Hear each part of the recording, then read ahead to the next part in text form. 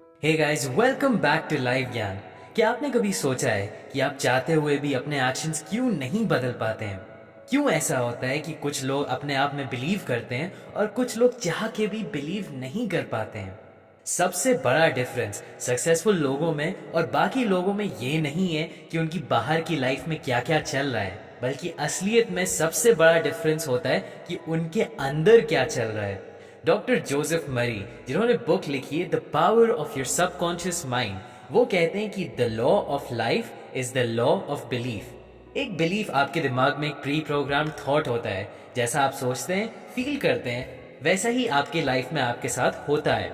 अब ये सुनने में थोड़ा अजीब लगता है और मुझे भी ये आइडिया थोड़ा अजीब लगता था, लेकिन जोसेफ मरी कहते हैं कि ये आइडिया जब आप अपने आप को खुद से प्रूव कर लेंगे तभी आप इसमें बिलीव करेंगे और ये सबसे ज्यादा आपके लिए इफेक्टिव होगा।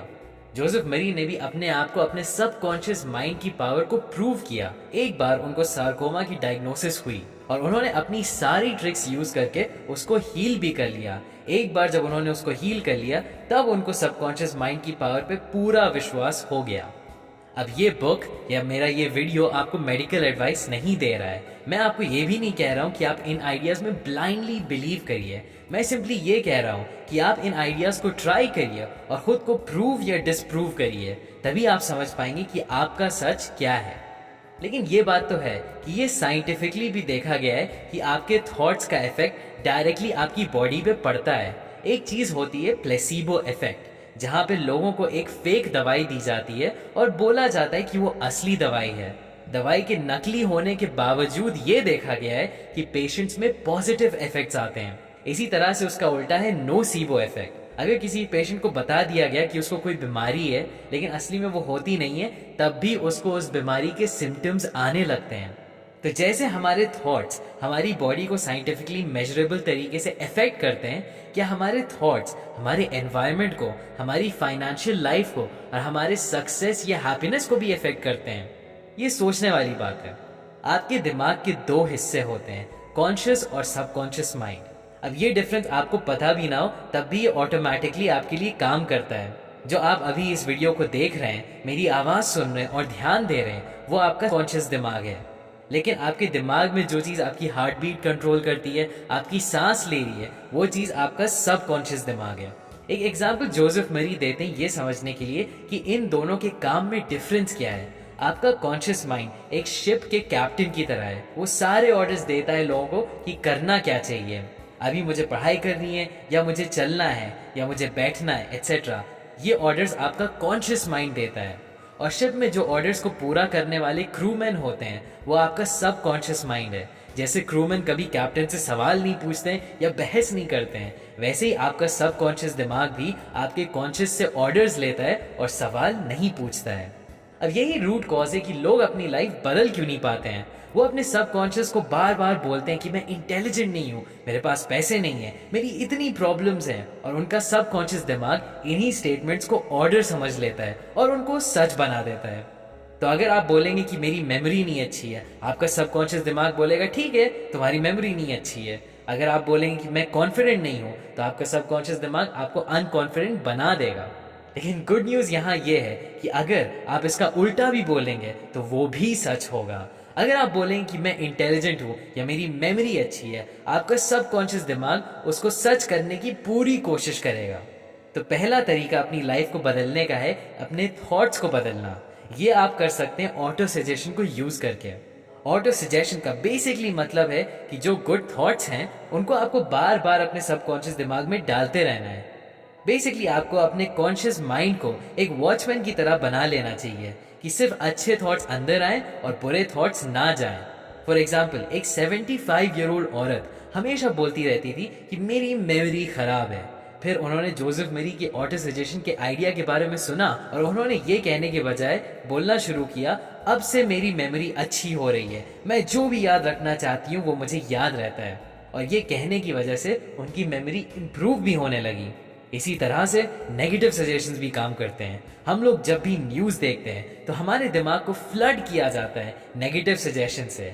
आपको बताया जाता है कि दुनिया में तरह तरह की कितनी प्रॉब्लम्स हैं और आपकी लाइफ अच्छी भी जा रही हो तो आप नेगेटिव सोचने लगते हैं। तो इसका ये मतलब नहीं है कि आप कान बंद कर लें और सिर्फ अपनी ही सुने। इसका ये मतलब है कि आप अपने थॉट्स के गार्ड बने, सिर्फ अंदर अच्छे थॉट्स अलाउ करें और बुरे थॉट्स चाहे आपके हो या किसी और के हो उनको ना अलाउ करें। एक बार एक साइकोलॉजिस्ट थे जिनको ट्यूबरकुलोसिस हो गया था। उनके एक्सरेज में बीमारी दिख भी रही थी। फिर उन्होंने एक नई प्रैक्टिस शुरू करी कि रात में सोने से पहले वो अपने आप से बोलते थे, मैं परफेक्ट हेल्थ में हूँ और मेरी बॉडी अच्छी तरह से हील कर रही है। 1 महीने बाद उनके बिल्कुल क्लियर हो गए थे। जोसेफ मेरी ने साइकोलॉजिस्ट से पूछा कि वो रात में सोने से पहले क्यों अपने स्टेटमेंट्स बोलते थे। उन्होंने जवाब दिया कि आपके सबकॉन्शियस दिमाग का एक कनेटिक एक्शन भी होता है। मतलब जब आप सो रहे होते हैं तो वो चलता रहता है। तो अगर आप सोने से पहले अपने दिमाग को कुछ अच्छे थॉट्स देंगे तो उस पर आपका दिमाग रात भर काम करता रहेगा।